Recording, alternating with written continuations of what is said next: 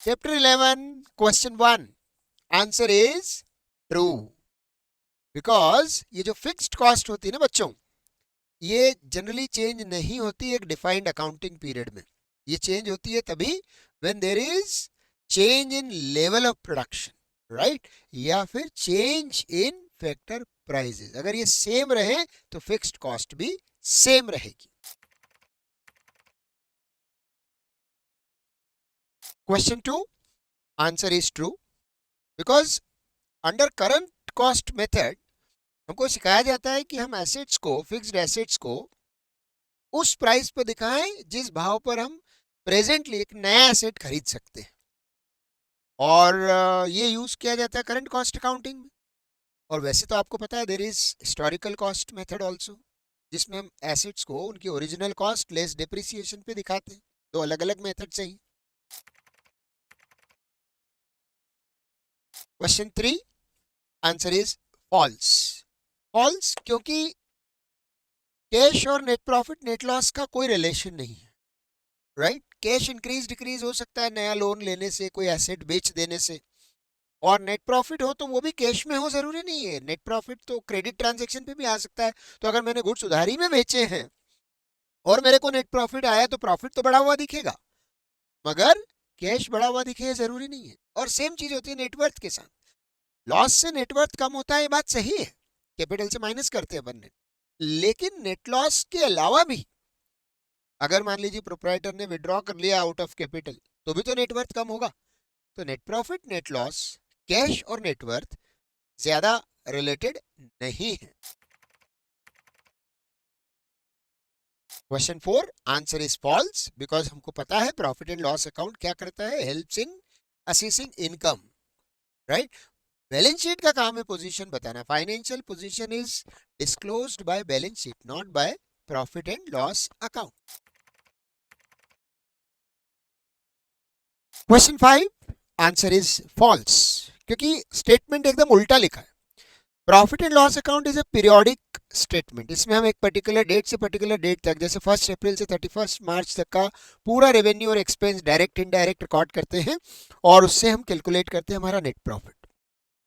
जबकि balance sheet एक point statement है। Balance sheet is prepared as on, as at.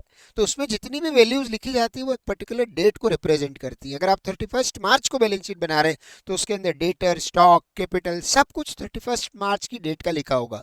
तो balance sheet is a point statement, profit and loss account is a periodic statement. Question 6 answer is false, क्योंकि जो fixed assets हैं हम उनको books में कौन सी value पे दिखाते हैं, cost price minus depreciation, market value पे कभी नहीं दिखाते। क्वेश्चन 7 आंसर इज फॉल्स, क्योंकि कैसा फनी स्टेटमेंट है। ट्रायल बैलेंस पहले बनाओगे, फिर प्रॉफिट एंड लॉस अकाउंट और बैलेंस शीट बनाओगे, राइट। कभी भी ऐसा नहीं होता है कि पहले प्रॉफिट एंड लॉस अकाउंट और फिर trial balance. Profit and loss account और बैलेंस शीट बनाने का जो रॉ मटेरियल है वही तो ट्रायल बैलेंस है। Question 8 answer is false, because इसका जो ऑर्डर है, डेटर्स में से पहले फर्दर बैड डेट्स माइनस करते हैं जो एडजस्टमेंट्स में दिए होते हैं, उसके बाद फिर उसके ऊपर प्रोविजन फॉर डाउटफुल डेटर्स निकालते हैं और फिर बचे हुए डेटर्स पे बेटा डिस्काउंट का प्रोविजन बनाते हैं। तो provision for discount on debtors is the last item to be subtracted from debtors.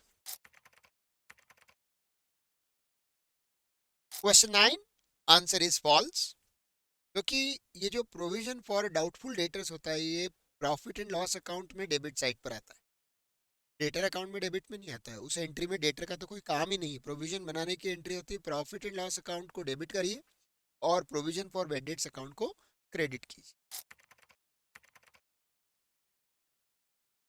Question 10 बेटा आंसर इज ट्रू, बिकॉज जो gain on sale of fixed assets हो रहा है, कैपिटल एसेट्स हो रहा है, वो हमारा कोई डे टू डे प्रॉफिट नहीं है।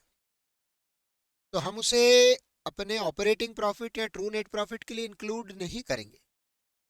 हम ऐसे प्रॉफिट्स को कैपिटल गेन बोलते हैं और इनकी अकाउंटिंग हम अलग से कर सकते हैं। मतलब अगर टोटल प्रॉफिट ऑफ बिजनेस निकालना है तो काउंट कर लीजिए, मगर ऐसे प्रॉफिट्स नॉन ऑपरेटिंग प्रॉफिट से, नॉन रिकरिंग प्रॉफिट से कैपिटल गेन की गिनती में आते हैं, इनको हमारे ट्रू नेट प्रॉफिट की काउंटिंग में नहीं लेते। क्वेश्चन 11, फंडामेंटल आंसर क्या होगा इसका? True.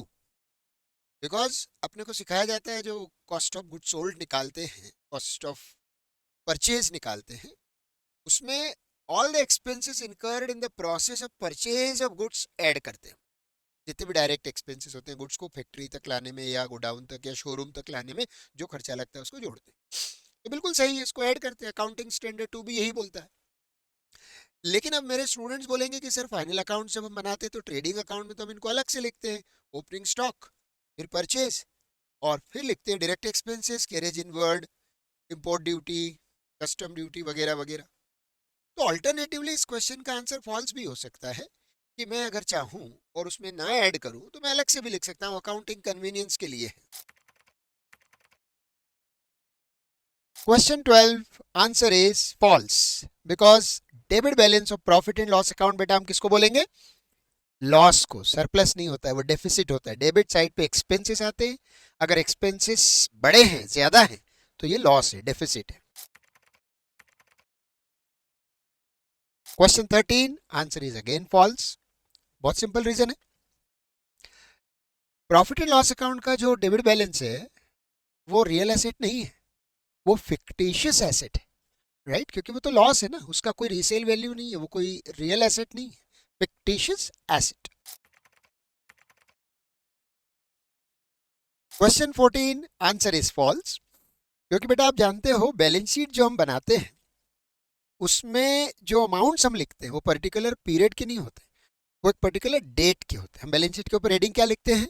Balance sheet as at, right? और हम ट्रेडिंग और प्रॉफिट एंड लॉस अकाउंट के ऊपर क्या लिखते हैं? Trading and P&L account for the period ended. तो बैलेंस शीट में पर्टिकुलर डेट के अमाउंट्स आते हैं। Question 15 answer false. Liquidity approach की बात कर रहे हो, तो लिक्विडिटी अप्रोच अगर चलाओगे बैलेंस शीट में तो लिक्विड एसेट्स को टॉप पे रखोगे और जो नॉन करंट एसेट्स है, फिक्स्ड एसेट्स, उनको नीचे रखोगे, right? Liquidity is the order जहां पर लिक्विड एसेट्स को सबसे ऊपर रखा जाता है।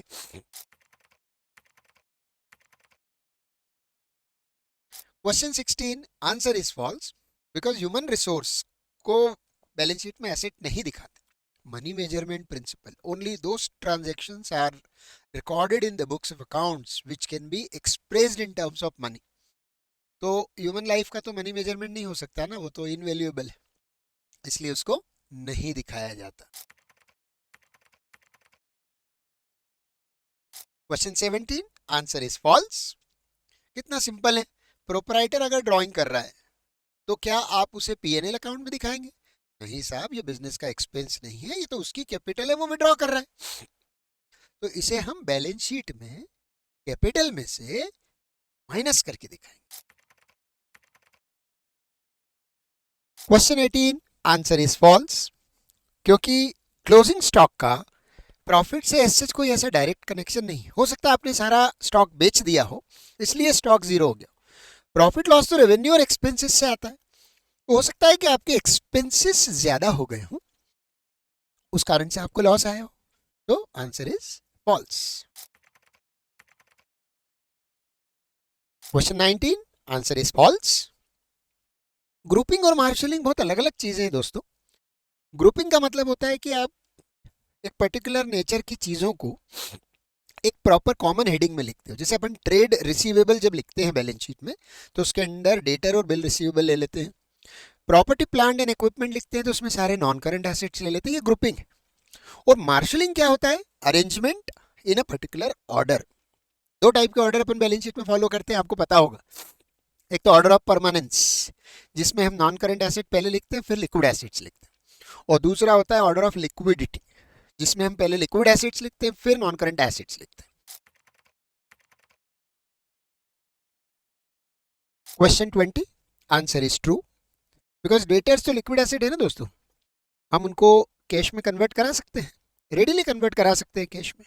हाँ, उनको हम क्विक एसेट भले ही ना बोले, राइट, बट लिक्विड एसेट तो है debtors. Question 21, answer is false, क्योंकि ऐसा आप बोल ही नहीं सकते कि क्लोजिंग स्टॉक कभी ट्रायल बैलेंस में नहीं आएगा। कितना खराब लगता है ऐसा कहना। क्लोजिंग स्टॉक ट्रायल बैलेंस में आ सकता है अगर आपने उसके लिए एडजस्टमेंट एंट्री पास कर दी है, और या तो आपने एडजस्टेड परचेजेस निकाल लिया है या कॉस्ट ऑफ गुड सोल्ड निकाल लिया, तो ट्रायल बैलेंस में क्लोजिंग स्टॉक आएगा। हाँ, लेकिन एक चीज याद रखिएगा, अगर ट्रायल बैलेंस के अंदर क्लोजिंग स्टॉक है तो फिर फाइनल अकाउंट्स में उसको केवल बैलेंस शीट में एसेट साइड में लिखना है, फिर उसको ट्रेडिंग अकाउंट में नहीं रिकॉर्ड किया जाएगा।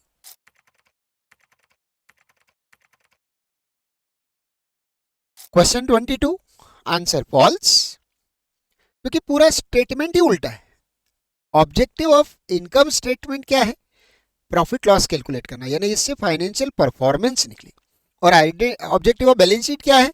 फाइनेंशियल पोजीशन बताना। तो एक का काम है प्रॉफिट लॉस बताना यानी इनकम स्टेटमेंट, दूसरे का काम है एसेट लायबिलिटी पोजीशन बताना यानी फाइनेंशियल पोजीशन।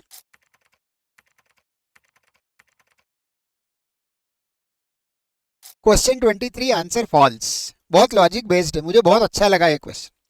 मेरे बच्चों की अगर प्रिपरेशन बहुत अच्छी होगी तो इसका आंसर खुद ही जानते हैं क्या है। यार जो इनकम स्टेटमेंट है ना, यानी ट्रेडिंग और प्रॉफिट एंड लॉस अकाउंट, इसमें तो हम नॉमिनल अकाउंट्स की क्लोजिंग एंट्री काउंट करते हैं ना, एक्सपेंसेस, लॉसेस, रेवेन्यूज, इनकम्स। और बैलेंस शीट जो है ना, वो रियल और पर्सनल अकाउंट पर बेस्ड है। बैलेंस शीट में debtor, creditor, furniture, building, machine, capital, drawing, credit, अपना बिल्स पेबल, लोन, ये सारी चीजें आती है। क्वेश्चन 24, आंसर इज फॉल्स, क्योंकि ग्रॉस प्रॉफिट का मीनिंग होता है direct operating revenues minus direct operating expenses, not all expenses. All revenue, all expenses का इसमें कोई रोल नहीं है। Question 25, answer is false. आप जानते हो ऑपरेटिंग प्रॉफिट का फॉर्मूला आपको पता है। ऑपरेटिंग प्रॉफिट का मीनिंग होता है आपके जो ऑपरेटिंग रेवेन्यूज हैं उसमें से सिर्फ ऑपरेटिंग एक्सपेंसेस और लॉसेस को माइनस करना है, नॉन ऑपरेटिंग एक्सपेंसेस को नहीं गिन सकते। Question 26, answer is false, because net profit जो है it means all revenues whether direct indirect minus all expenses whether operating non operating, सब कुछ लेके नेट प्रॉफिट आता है।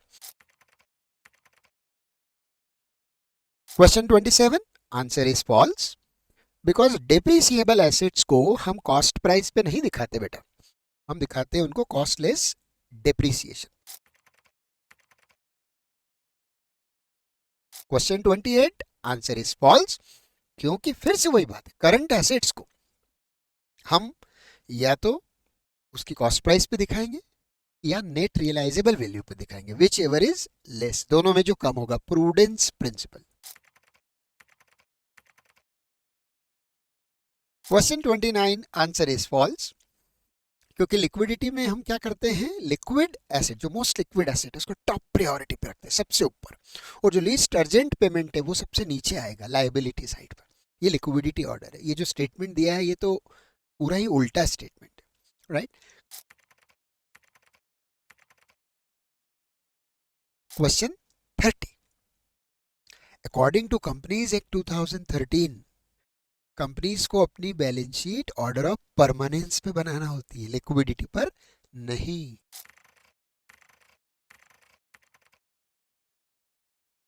क्वेश्चन 32, आंसर इज फॉल्स, क्योंकि जो स्टेटमेंट है वो रिवर्स है। डेबिट बैलेंस होता है बेटा सेल्स रिटर्न का और क्रेडिट बैलेंस होता है परचेज रिटर्न का। तो ये जब माइनस किए जाएंगे तो सेल्स एंड परचेज से रिस्पेक्टिवली माइनस किए जाएंगे, परचेज और सेल्स से नहीं। सेल्स से माइनस होगा सेल्स रिटर्न, परचेज से माइनस होगा purchase return.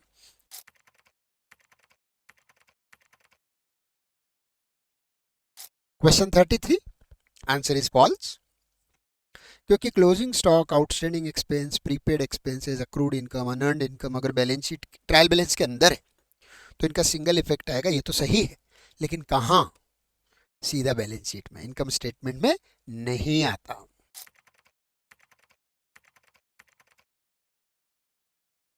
Question 34, answer is false, क्योंकि depreciation, interest on capital, interest on drawing, बेटा ये एक्सपेंसेस और रेवेन्यू है, इनकम है।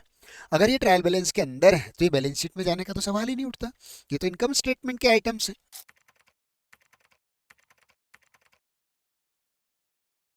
क्वेश्चन 35 आंसर इज फॉल्स, क्योंकि प्रोविजन फॉर डाउटफुल डेटर्स जो है provision for discount on debtors के पहले बनाया जाएगा, उसके बाद डिस्काउंट आएगा। तो आप बेशक एडिशनल बेड डेट्स माइनस कर लीजिए पहले डेटर्स में से, एडिशनल डिस्काउंट माइनस कर लीजिए, लेकिन उसके बाद बनेगा प्रोविजन फॉर डाउटफुल डेटर्स और लास्ट में बनेगा provision for discount on debtors.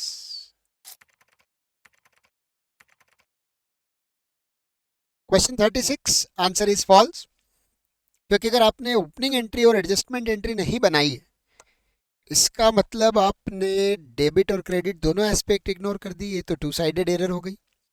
तो इसमें तो ट्रायल बैलेंस और बैलेंस शीट पक्का मैच हो जाएगी, क्योंकि वो आइटम पूरी तरह से गायब है फाइनेंशियल स्टेटमेंट से। क्वेश्चन 37 आपका जो है आंसर फॉल्स है, क्योंकि reserve for discount on creditors तो मेरे बच्चे जानते हैं इसका डेबिट बैलेंस होगा।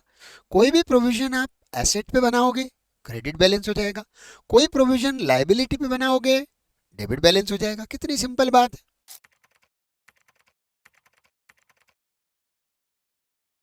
क्वेश्चन 38 आंसर फॉल्स है, क्योंकि इसमें दिए हुए जितने भी नाम है उनमें किसी का भी बैलेंस नॉमिनल अकाउंट नहीं है भैया, नेचर नॉमिनल अकाउंट नहीं।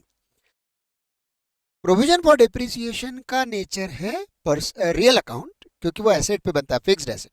बाकी तुम्हारा bank account, provision for discount on debtor, provision for discount on creditors, provision for doubtful debtors, ये सब के सब पर्सनल अकाउंट्स हैं फ्रेंड्स।